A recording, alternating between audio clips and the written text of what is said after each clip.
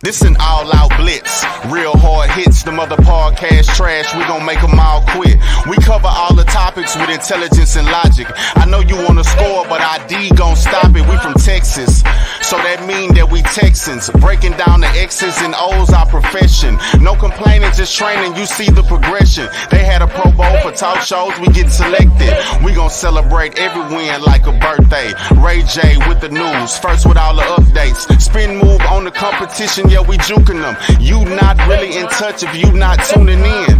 This is Crenshaw, and VT. We want the touchdown, we not trying to go for 3. And it's best if you get up out the street, cause them bulls out the pen and they bout to stampede.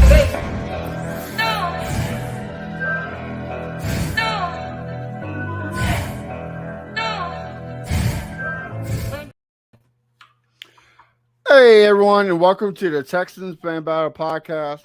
I'm one of your hosts today, Matthew Briggs. And as always with me, I have part of the amazing trio, but Crenshaw's out right now, so it's the dynamic duo until he gets here. I got Mr. VT. Say what's up to the folks. What's going on, guys? And guys, we got a special guest in the house tonight. If you listen to 610, you hear him. Shaun, I don't want to murder your last name, so why don't you tell everybody your last name. Shaun Bijani, man. Appreciate you guys having me on. Hey, thanks for coming on. Well, let's kick it off with some NFL news. First off, we got some sad news around the NFL. Hall of Famer Franco Harris passed away, famously known for the catch, Pittsburgh Steeler. Shaun, I'll start with you. What did it hit you hard? What was your thoughts about it?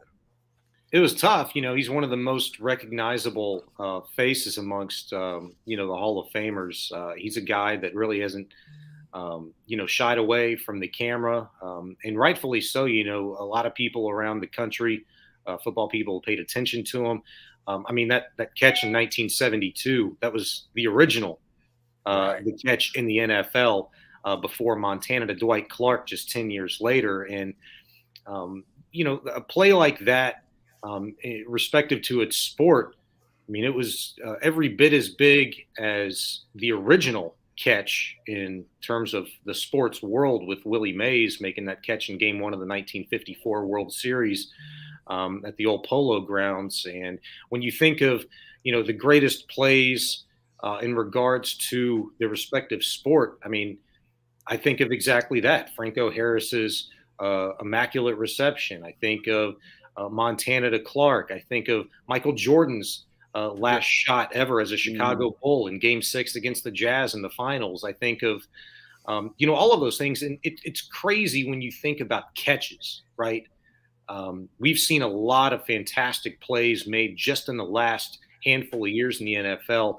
But in terms of the stage, who it was, what it meant, that is a play that will go down not just in NFL history, but just in the history of sports as one of the greatest things, one of the greatest moments, particularly obviously for Steeler fans. Very cool, and yeah, obviously very sad for Franco Harris. Just 72, and with all respects, still pretty young guy. Good-looking guy. Somebody that you're used to seeing speak regularly each and every year around the Hall of Fame game and things like that. So, yeah, difficult loss for the world of football. BT, what about you? I'll kick it off to you, man.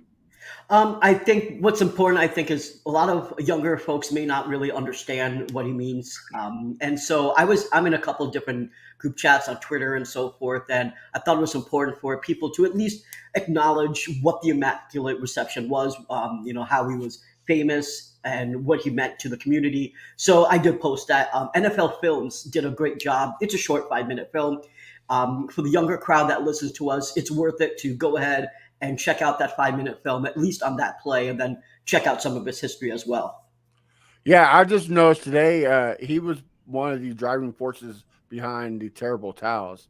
So, that's I never knew that. So, that's, he changed the culture down there in Pittsburgh. Everybody behind the steel curtain. It's sad to hear that he passed away. So, prayers to him and his family and friends. Especially around this time, man, it's hard to lose somebody. So, Like last year was Madden. Now this year is Franco. So tough. Well, moving on. Before we get to the Texans and Chiefs, we got, like you said before the show starts, on. There's some big storms coming in.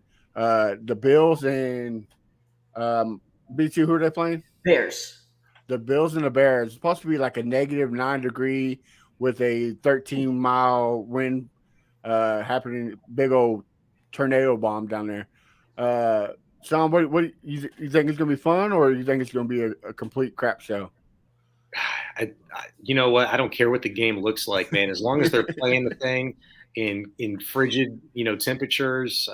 I was impressed, the other day in Buffalo after seeing the pregame shots with all the snow on the bleachers and the field. I had no clue they would clean the entire field. I mean, you couldn't even tell it snowed unless they showed a shot of the bleachers. So, which, by the way, I was really disappointed in, because I think from an optics standpoint, I mean, you want to see them play in those elements. And, it was pretty cool to see late in that Buffalo Bills game the other day, the flurry start to hit. So I really don't care about the way the game looks or anything like that. As long as they're playing, football's football, all football. Sometimes it's a stretch with the way the Texans play, is good football. Right. VT, what about you, man?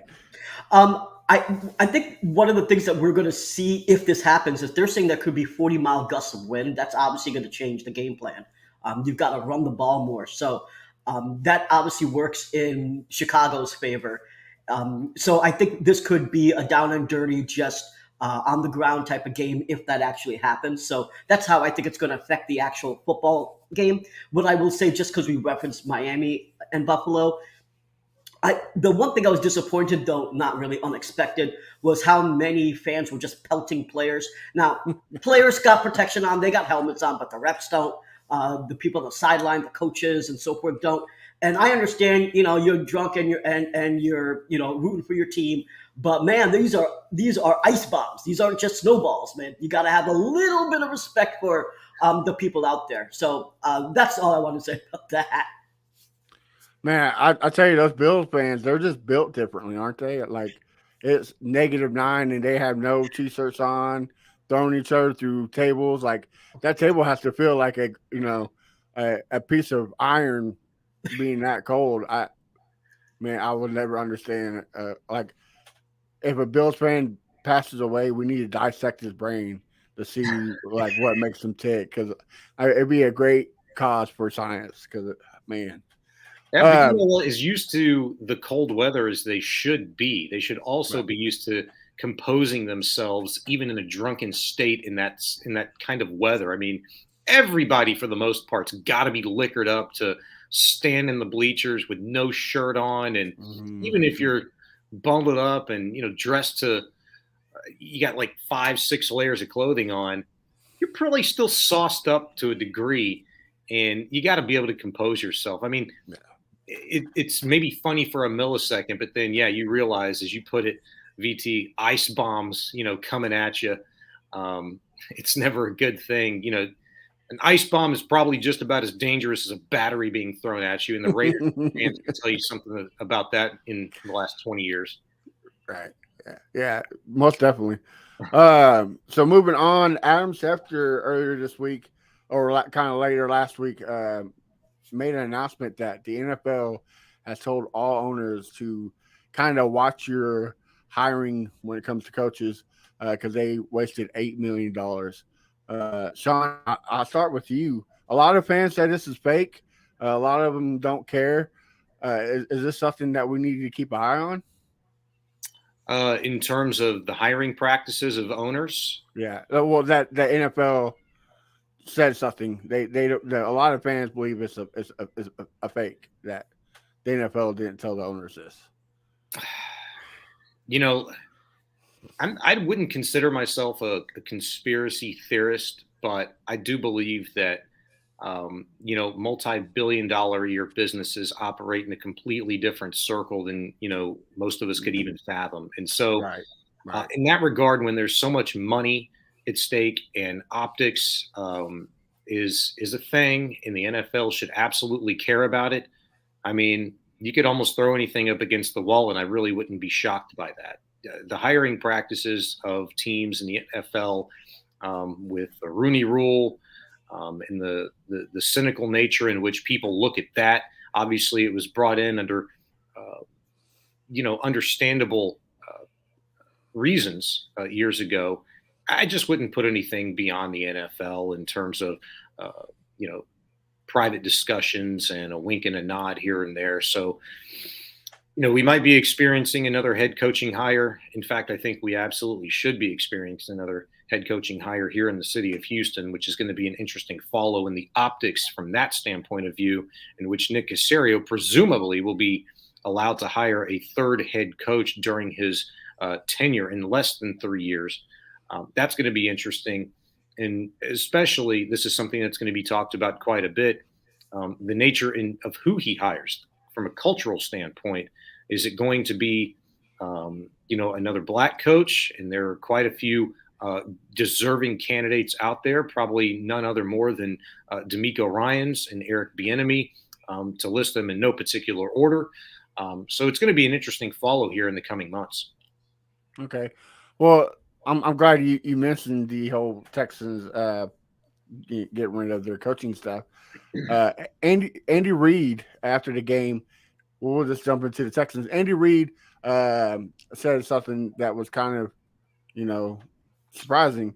He pretty much said that Lovie Smith is doing a great job with the Texans and that we should give him some time. What's your thoughts on that, Shaun? Well, I was really surprised, to be honest with you, when I heard those comments, and I didn't hear them live because when he'd made those, I'm literally standing outside of the Texans locker room waiting for the PR staff to let us in to go talk to the players. And I caught it later after I went up back to the press box, and I caught those comments on social media. I was like, wow, what was the impetus there? I mean, right.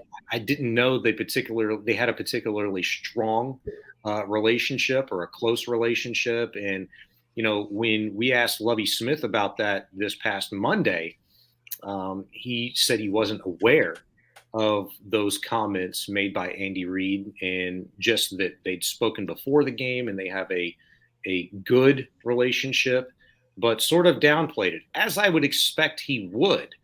I just found that really surprising that he would be getting that sort of vote of confidence from a guy like Andy Reid. And Patrick Mahomes didn't say those words exactly, but also had some favorable words for Lovie Smith in terms of what kind of coach he is, what kind of teams you can expect a Lovie Smith type team to, how they're coached.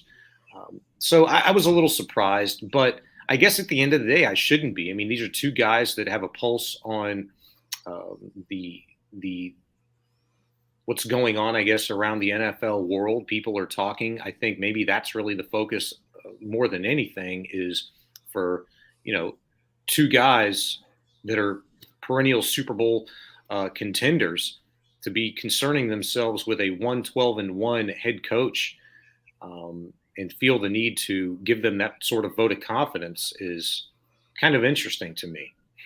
I don't think it's a similar sentiment shared throughout the city, maybe certainly the league, but it's been a long many years, guys, since Lovie Smith, you could call him a accomplished head coach in the NFL. He certainly had some good years in Chicago, but also was a part of some questionable decisions. And we know the lack of success that he had at Illinois while spending 5 years in the college level.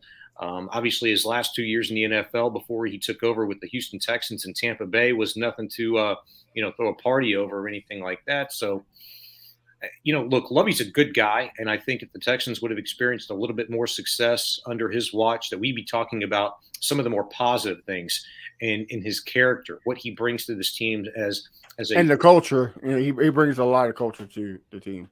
100%. And that's what I was going to point to, the culture that he's created, which hasn't been an easy job, the positive nature in which he just has that ability, whether you can call it, I've called it this before, a grandfatherly type figure in the locker room, but also somebody that has kind of been there, done that, seen everything you can possibly see in the NFL over so many years.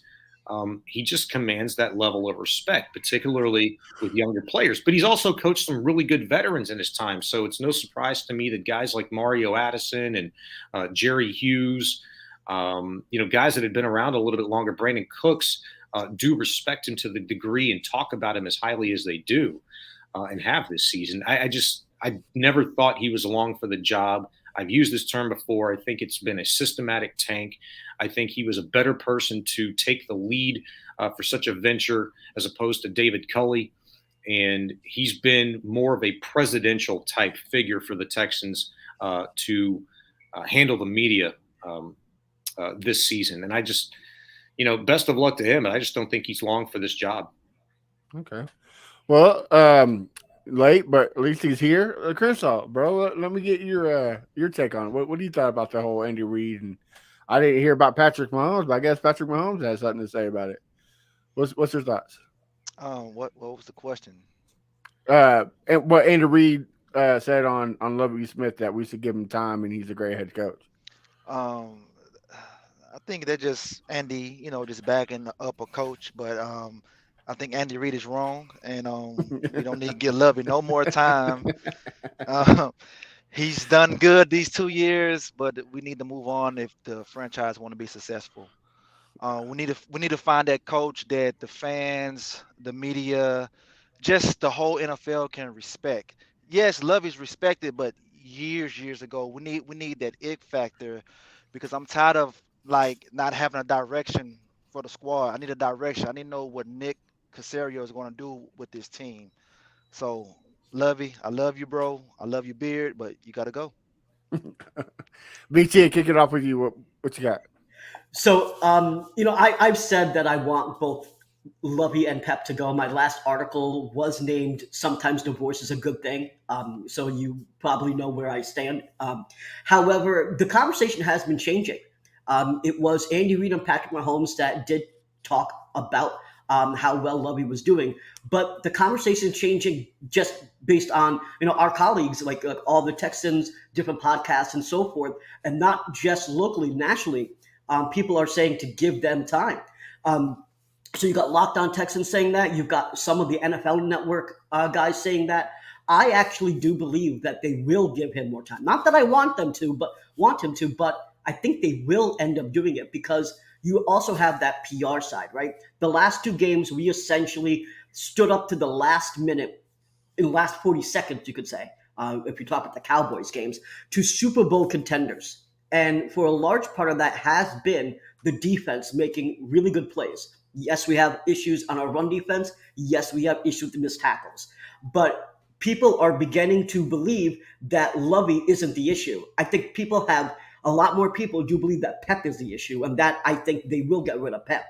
But I think that, when you fire a black head coach who has experience in the NFL, never a head coach, but only a position coach, then you get someone who has been a head coach before and you fire him, I think you're going to have that same PR issue of people saying, is the Texan organization racist? This is what we had to do with last offseason. I don't think Cal wants to deal with it again. Okay. Well, I agree with everything, but I don't think Pep goes if Lovey stays. I think he'll stay. I think they are a package deal. So, well, let's kick it off. Texans versus Chiefs. Like VT said, it was to the wire, 30-24. VT, I kick it off with you. What was your thoughts of the game? So my thoughts on the game was I thought this was going to be a blowout. But, I've been wrong here thinking about this, because obviously the Cowboys game wasn't a blowout, and I was on the edge of my seat for that game in the last 40 seconds. We took the Chiefs to overtime. These are guys that obviously are Super Bowl contenders. They've won a Super Bowl already. Patrick Mahomes didn't necessarily have his best day. Our pass rush was strong. Laramie Tunsil, who's just became a Pro Bowler. By the way, congratulations, Laramie. And I just got to sneak this in there. If he doesn't become All Pro, we all riot. But he didn't let us sack. The whole O-line actually jived. Moving Howard over to guard seemed to work.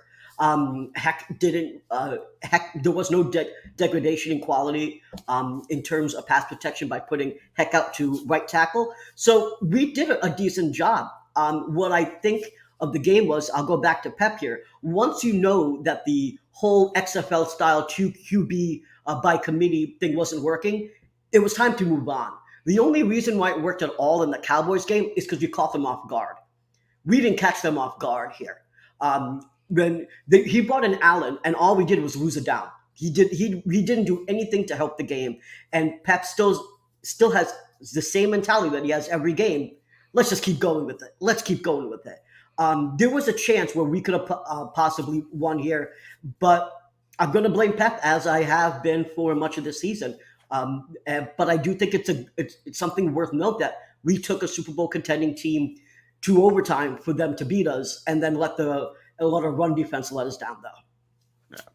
All right. Well, Crenshaw, what about you? What was your thoughts? You're on mute, bro. You got. Well, VT, you said that was a bad game by Mahomes. Well, I'll take that game every week from my quarterback. Right. He was 36 for 41, man, 336 yards, 2 touchdowns. That's a pretty good game. And ran one in too. Yeah, so that's a pretty good game by him. I feel like the defense kept us in the game. Defense got turnovers, gave Davis Mills short field. Davis Mills, he didn't do much, but he didn't make mistakes, and that's the reason why the game went to overtime. Usually Mills making mistakes, like before he got benched, he had 7 interceptions in 5 games. So as long as he don't make mistakes, this team's going to be good. Overall, I feel like Mills' performance, it was mid. It was okay. I'm not gonna make too much of it. I need to see him do it, multiple weeks before I pat him on the back. But overall, I like how the guys was flying to the ball. They was getting after Mahomes. They was, making him think about it. It was a great game. I mean, I'm not gonna blame it really on Pep. We just lost to a better team, a better coach, a better organization. But overall, it was a great game, and O-line's been doing a great job. If Driscoll didn't go out of bounds, we would have had 3 straight games with no sacks. I don't know what the hell he was doing right there. But other than that, I mean, I love what they're doing, and I hope they could do better against Tennessee. All right, Shaun. Before I let you give me your takes, did you think that the referees helped us a little bit? In that Kansas City Chiefs game? Yeah. I thought it was actually a pretty well refereed game. However, the defensive pass interference calls that the Texans benefited from, I think in 2 out of the last 3 drives, if I recall correctly, I thought, man, they could have gone either way. There were some pretty soft calls. I think it was one particularly on Jordan Akins. It was just like a brief little tug of a jersey, and it was arguable that it was even outside of the 5-yard contact zone. So, I guess you could make that argument, certainly. It wouldn't be the first time that the Texans failed to capitalize on something like that though this season. Right. All right. Well, tell us what's your text of the game. What do you thought? What was the high? I thought VT and Crenshaw both made some really, really strong points. Particularly, VT, if I can kind of go back to that goal line situation, or the red zone situation, rather, on that Texans drive they had in the 4th quarter where they settled for the field goal to tie it up at 24. I thought Pep Hamilton, again, single-handedly stifled a Texans drive that should have, or at least could have, ended in a touchdown. And I'd rather had seen, Pep Hamilton give the keys to the car completely to Davis Mills, as he seemingly had throughout that drive. I mean, Lovie Smith has made an argument a number of times this season, and particularly early in the year when the Texans, had a chance to tie into or win a game late, seemingly every week, with the exception of that week 2 blowout. And I can't remember who it was against, but we got the brakes blown off of us 41-3 in that game, where he pointed to, hey, Davis gave us a chance. We were driving, and then there was an interception, or there was a fumble, or there was some sort of mistake, a false start. Remember, Laramie Tunsil had one of those late in games that cost the Texans at one point in time. But they had that opportunity. I thought this was all about growth. I thought it was all about improving. And then you're going to take a guy out in the red zone when he has an opportunity to build some confidence and put a stamp on a drive that he orchestrated, a 15-play, 75-yard drive, and they took the keys away from him. And they put Driscoll in, and it stifled the drive. That was on 1st down, but it was an important down. So I think that was a really good point by VT. Crenshaw made a good point too. I mean, there were so many of them right now. One's slipping my mind. I'll just say, to me, Lovie Smith and Pep Hamilton did themselves no favors. Don't look at these last two games with blinders on, because while they stood up to stiffer competition, they also have a way of mucking games up when they're not turning the ball over. This team, they can play physical. They've shown it before already this season. They were amongst the tops in creating turnovers through the first month of the year.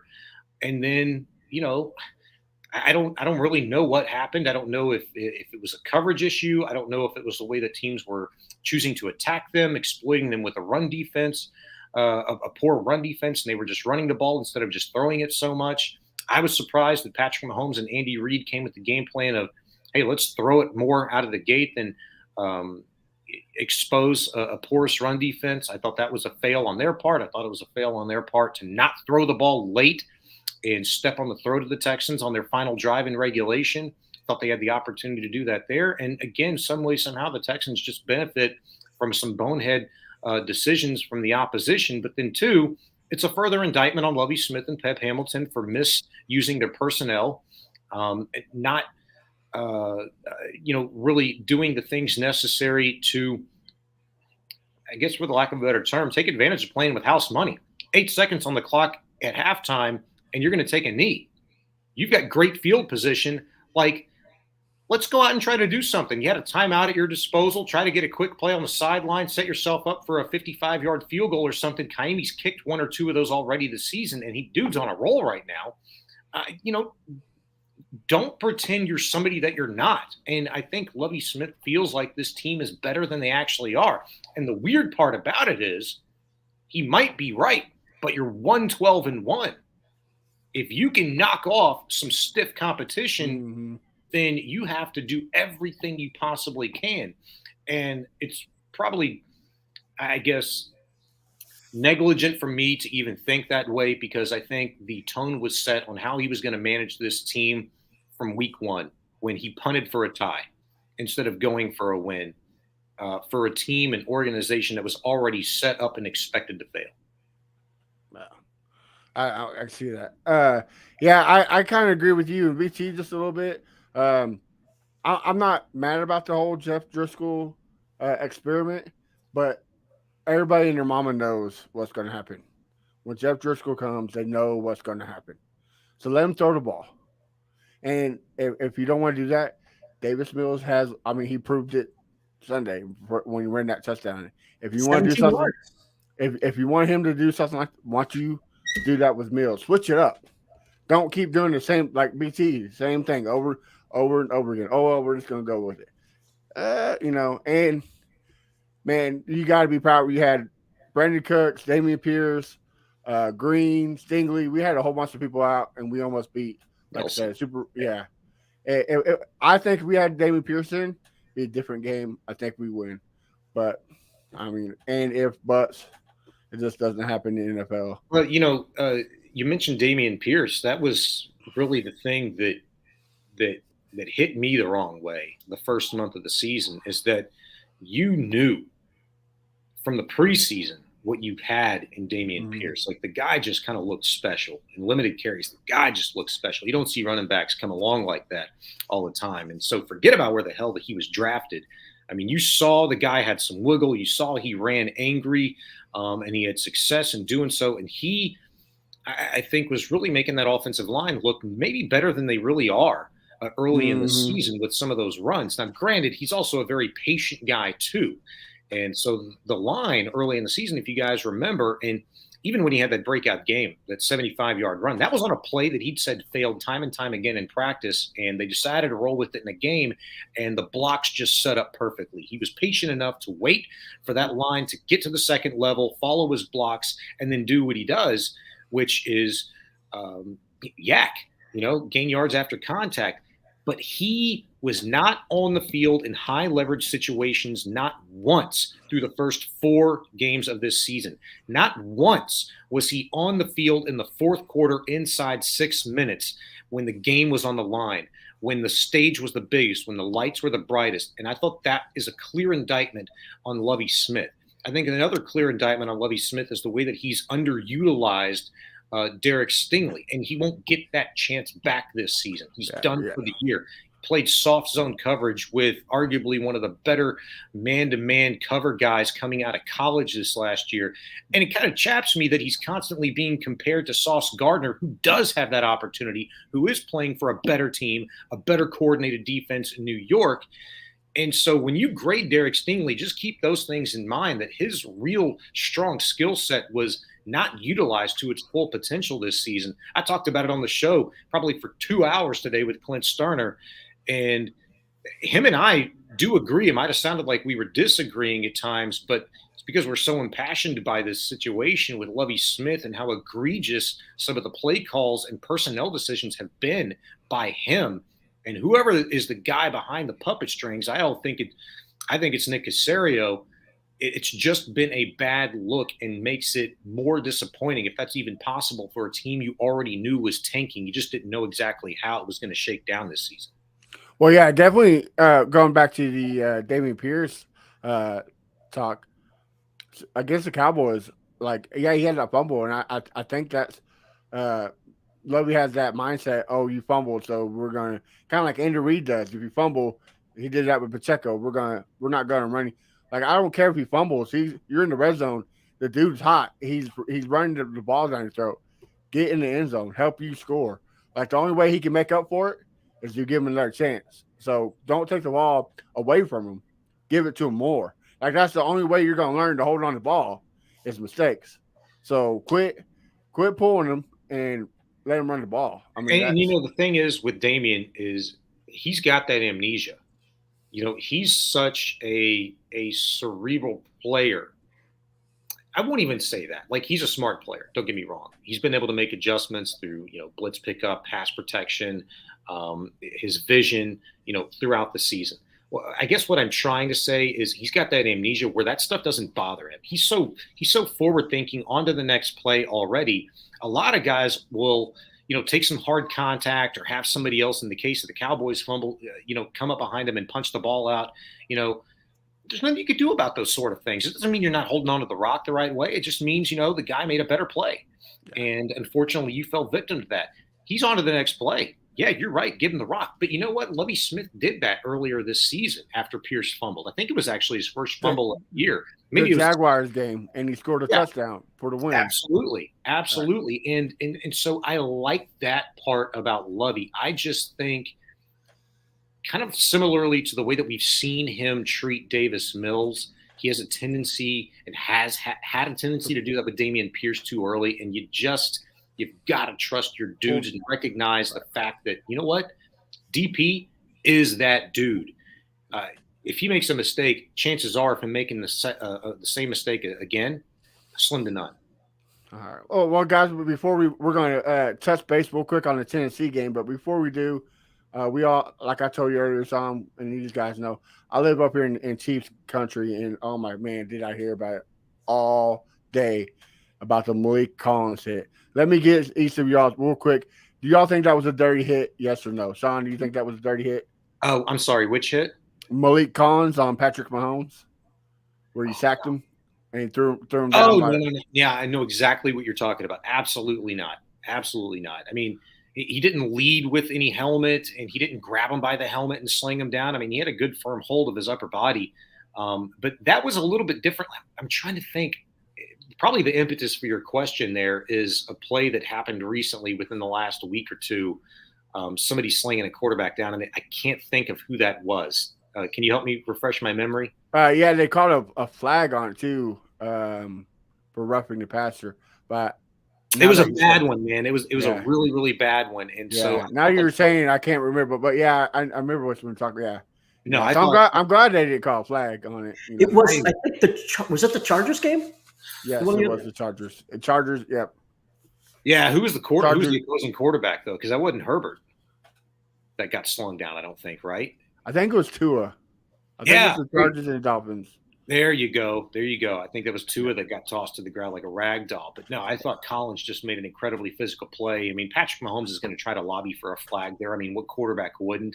The only other person that I can think of that would have probably tried to sell that a little bit better is Tom Brady. Right. Crenshaw, what is that? Yes or no? Clean hit? Yeah, it was a good hit. I mean, he fumbled the ball and he just caught him off guard. I'm just surprised they didn't throw the flag because that's Patrick Mahomes. So I was actually really, really shocked. And after that play, I knew the refs was on our side. VT, real quick, what do you think? Yeah? Yeah, I think it was a clean hit. I think that it was surprising that they didn't throw a flag. But I will say this, though. You had that happen all day, whether it was Petrie or not. I mean, we were very physical, right? We were throwing down Juju. Tremont Smith body slammed Juju, right? So, I mean, we were physical, and all day long, Kansas City was trying flag. I mean, so I'm glad we got those dogs. I will say this to that point real quick. Maybe a good reason why, and it's a heads up and, tip of the cap to the referees, why they didn't throw a flag on that Collins hit on Mahomes is because he's declared a runner at that point in time. So it's a little bit different than just, him, being back in the pocket and still a quarterback, a thrower in that instance. He was a runner. And so I think that was probably more of a heads up call by the referees. And I know you asked a question, hey, were they a little bit more favorable to the Texans? Hey, you know what? Maybe that's another case in point in favor of that argument, but I think it was absolutely the right no call. All right. Well, guys, we play divisional rival, the Tennessee Titans. Shaun, what do you think the expectation of this game and the score prediction will be of this game? Man, it's interesting because Tannehill has been ruled out, so that they're plagued by injuries. So yeah, Tannehill's ruled out. He might be done for the season. I think he probably is. That's why the Titans claim Joshua Dobbs off the Lions practice squad today. So he'll be Malik Willis's backup. You remember how bad Malik Willis looked against the Texans in that 17-10 Titans victory. Granted, Derrick Henry ran for 219 on the Texans. To do a prediction, it's tough. I knew you were going to ask me about it, so I'm going to kind of try to work through it a little bit. Obviously, it's going to be the cold weather factor. I think game time temp's supposed to be like 5 or 9 degrees, something ridiculous like that. Beyond a certain point, cold is just cold. It could be 19, it could be 9, it could be -5. I don't know how your body tells the difference. It just sucks. So I don't think everybody's got to play in the cold weather, and nobody's ever really used to it. I talked to Blake Cashman earlier today, who's from Minnesota, spent his entire life up there before, becoming a New York Jet. It's not like he went to a warmer state to that organization. He was like, dude, you don't ever get used to that. Cold is cold. So in terms of like the Titans, this is the interesting thing, man. I don't believe in Malik Willis. I don't think that anybody really should, but the dynamic that you do have to respect is that he's another mobile quarterback. While he wasn't able to get loose on the Texans to the degree that he would have liked, and I don't think that Vrabel would have liked, you have to respect it. And the Texans have struggled, with mobile quarterbacks. I think much less lately.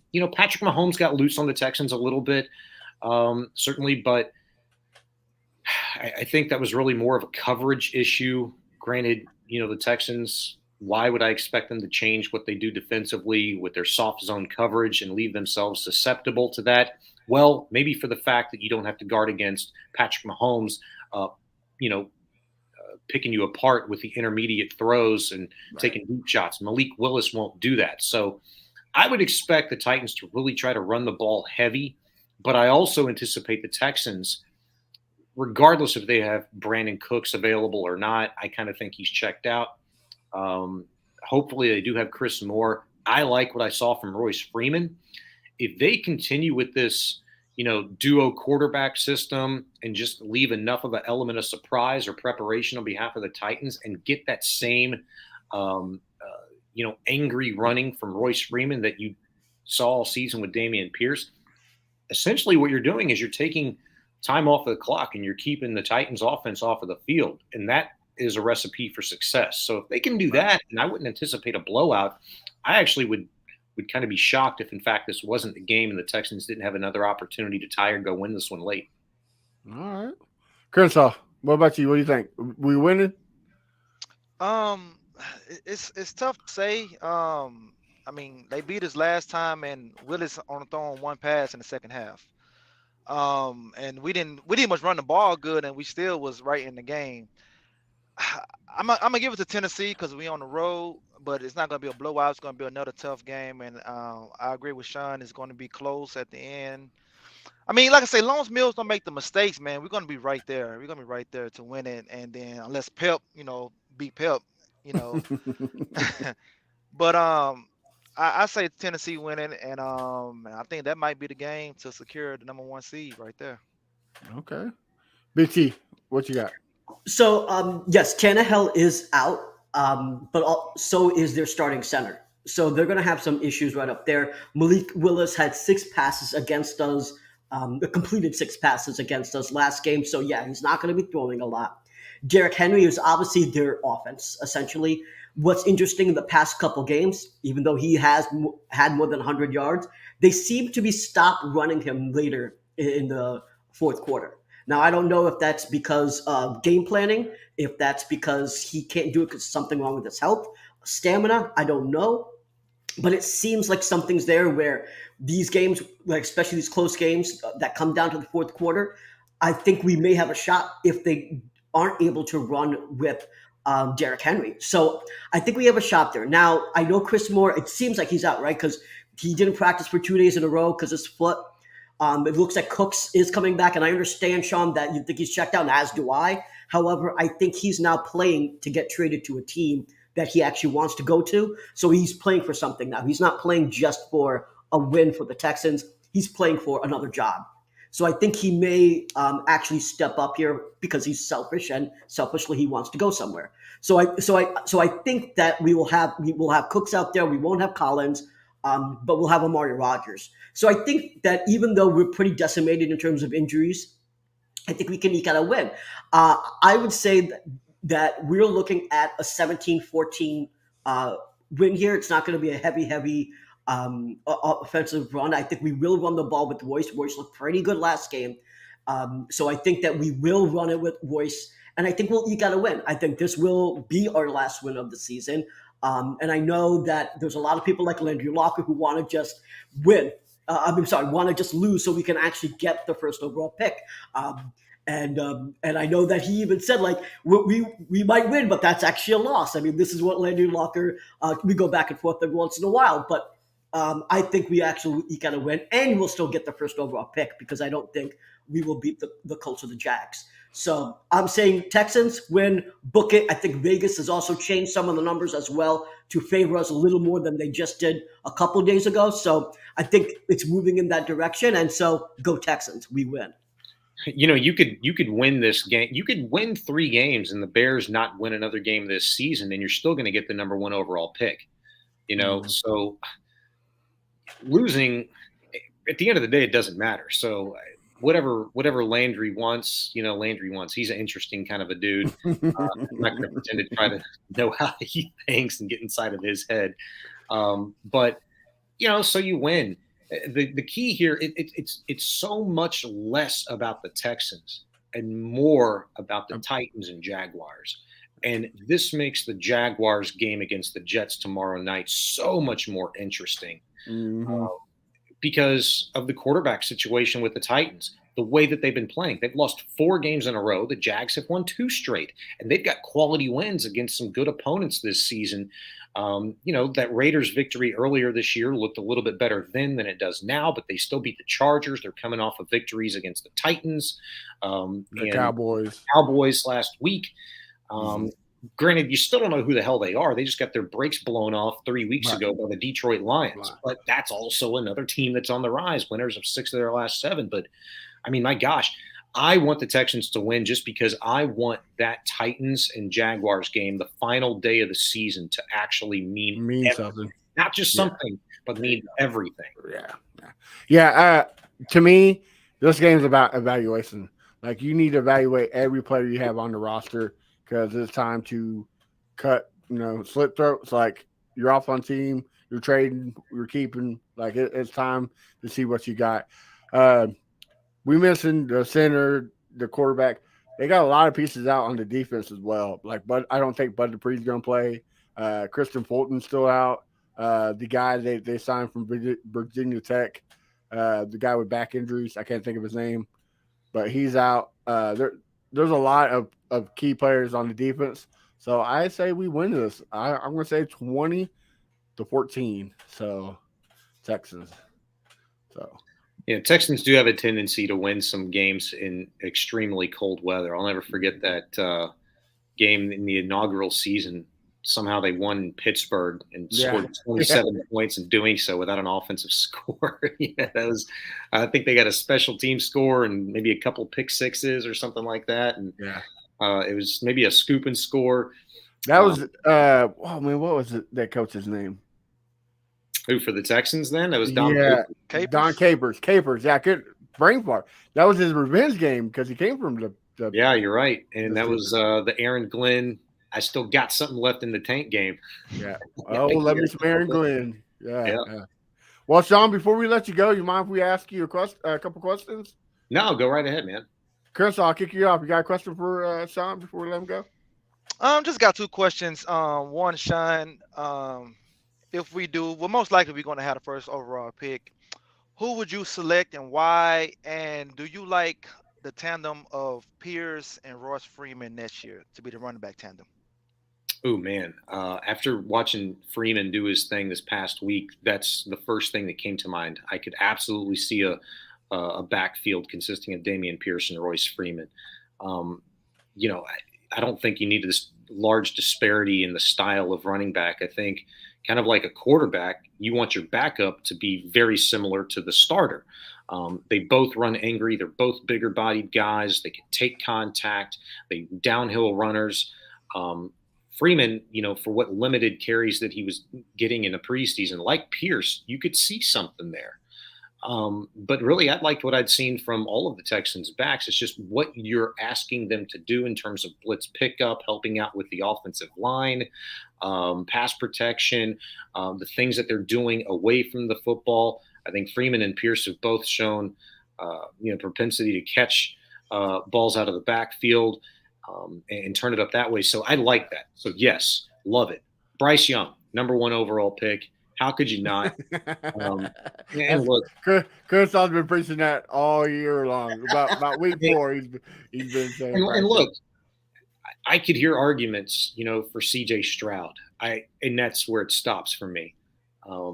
I can't hear an argument for waiting on Caleb Williams. There's no such thing in waiting. Ask the New York Jets.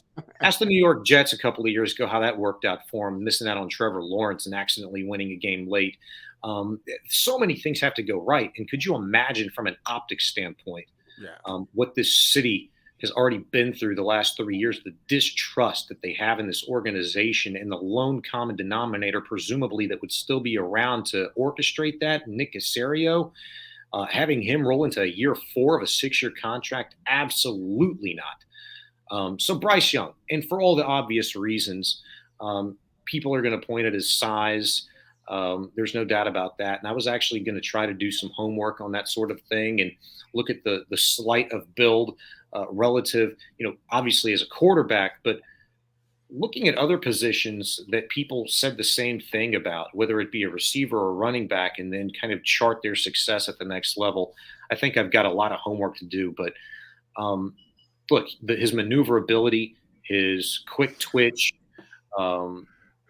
he has the total package. He can make throws from all angles, extend plays with his legs. I think the injury concern, just because of his sleight of build, is going to be one of the things that is a deterrent, at least how people are going to try to talk you off of the ledge from drafting Bryce Young number 1 overall. But my number 1 question is, I never know how to identify, and you're going to have to talk to Bill O'Brien, which is really odd and unique. That was his offensive coordinator. So that's going to be fun. But how many of his throws the last couple of years, are predetermined? Mm-hmm. I want to know what type of a quarterback he is in terms of being able to really read a defense, go through his progressions, and make those decisions in the course of a game. That's the difference, right? Because you have a quarterback here right now in Davis Mills, just in this system, That's what they do. They make predetermined throws. And you see when you're able to watch the all 22 how that can cost you and the opportunities that it takes away from you when you just don't sit in the pocket, when you actually have the time and you go through your progressions and you find that open receiver and you wait that millisecond for somebody to break off, plant that left foot or right foot, break off a post route and flash is open in the middle of the field. I want to know what kind of quarterback Bryce Young is from that standpoint. And beyond that, I think he's the best talent at quarterback that you could possibly get at the number 1 overall selection. And I hope they do it. I think they need to do it. All right. BT? So my question is, if we do change the coaching staff, some of the possible options are Ben Johnson.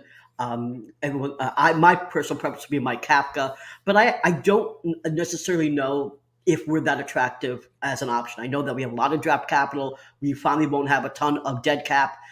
But I think a lot of the outside opinions, if you're not a Texans fan or a Texans reporter, is that we're unfortunately a dysfunctional organization. So I don't know if we can actually attract that. There should be around 6 head coach openings, if my math is right, this year, us being one of them. And I can see someone that's been successful turn around a team like Ben Johnson to get a head coach job that looks a little better than going to a organization like us. Do you think that there's a chance that we pick someone from college or some sort of quote unquote no-namer? One of the options that I threw out there was Jesh Heupel. He has the number 1 offense in the nation, and I understand that doesn't necessarily translate to the NFL with the type of offense that he runs. But him and Hendon Hooker really broke some records there in Tennessee. Do you think he's an option, or if he's not, what other quote unquote no names do you think that we should be looking at as potential head coach hires? So like as far as like no names go, I'm assuming you're throwing Ben Johnson into that category, maybe a Shane Steichen into that category. You mentioned Heupel. To me, Ben Johnson and Shane Steichen, people can call them no names, but their names have been brought up more and more here in recent weeks and months as in terms of being hot commodities and being looked at as head coaching candidates as, in 2023. I've looked pretty closely at Ben Johnson and Shane Steichen, particularly. Haven't looked really at Heupel. D'Amico Ryans is somebody I've looked at pretty closely. I think will be an option. I know there's a lot of people that will say, well, didn't he have a lawsuit against the Texans at one point in time? I have to go back and look, but quite uniquely, you generally aren't going to do that. As a rule of thumb from a business standpoint and an optics standpoint. I don't think the Texans were there. I think that was squashed. And I think because in terms of what that was in regards to, I don't think it's really going to be an issue. He's a hot commodity. I mean, he's orchestrated one of the best defenses and knows how to coach a defense. And granted, he's worked with a ton of injuries this year and still is fourth, one of the top defenses in the league. The way that they play is just fearless, it's aggressive, but it's controlled. It's smart. You could talk about his leadership qualities and all that stuff. I mean, that's, to me, in relation to what you actually need here in terms of a head coach and a defensive coordinator, is fluff. But D'Amico Ryans is one that intrigues me. I do think they could go, if I was to put a percentage on it, maybe 60-40, closer to 70-30, looking for a younger, innovative offensive mind at the college level. I think that's a possibility. But Ben Johnson is a guy, along with Shane Steichen, they haven't really bounced around a lot. They've kind of risen through the ranks slowly but surely. Ben Johnson a little bit faster, I think, than Steichen, just in terms of like maybe happenstance or a victim of circumstance, if you want to put it that way, for the lack of a better term. Maybe that's why I'd pump the brakes on a guy like Johnson, where why would he want to leave? His situation's pretty good right now, too. You can see the promise, with the offense that he's coordinated up there. And it's getting better. It's getting better. Absolutely. And, unfortunately, you exist in a league that has Patrick Mahomes. If not, he's probably coaching, an MVP candidate, is coaching an MVP candidate. Maybe not the MVP, unfortunately, because of Patrick Mahomes. But I just think, you have to look at it from a sense that this organization's never really done a lot of these things, so it's going to turn a lot of people off to that new way of thinking. But it's the way the NFL is trending. There's only so much innovation, and so maybe I get caught up in using that word a little bit too much. Football is football. There's only so many different things you can do, but it's about seeing a defense a little bit differently. And I think it was Ben Johnson who actually got his start. If you know this, correct me if I'm wrong. Got his start on the defensive side of the ball at the NFL level from a defensive assistant his first 2 years, and then started to rise through the ranks as an offensive assistant, a wide receiver coach, maybe a tight end coach, and assistant coordinator before getting this opportunity. That to me is very appealing because he's able to see the game through a different lens than a lot of coordinators typically do. Right. And I like that. I think he deserves a hard look. I think Steichen deserves a hard look. Those three guys are my top three. If I'm looking for a new head coach right now today, I'm looking at Ryans, Steichen, and Ben Johnson. All right. Well, Shaun, thank you again for coming on. Before the holidays is always a hustle and bustle, so we appreciate it. Why don't you tell everybody where we can find you and all the stuff you got going on? Today's ended a very busy day.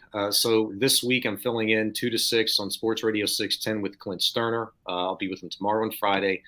Next Monday I'm in all week, Monday and Tuesday. I've got the morning show for Payne and Pendergast. I'll be actually hosting with John McClain, so that'll be fun. I've never actually done a show just with him. So we're having him on January 11th. So. Awesome.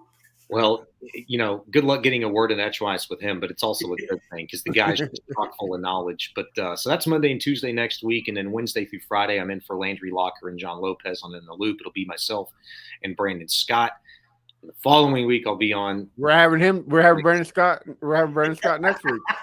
There you go. You guys got it going on, man. So I appreciate the opportunity to come on, talk some ball with you guys. It was fun. Always enjoy it.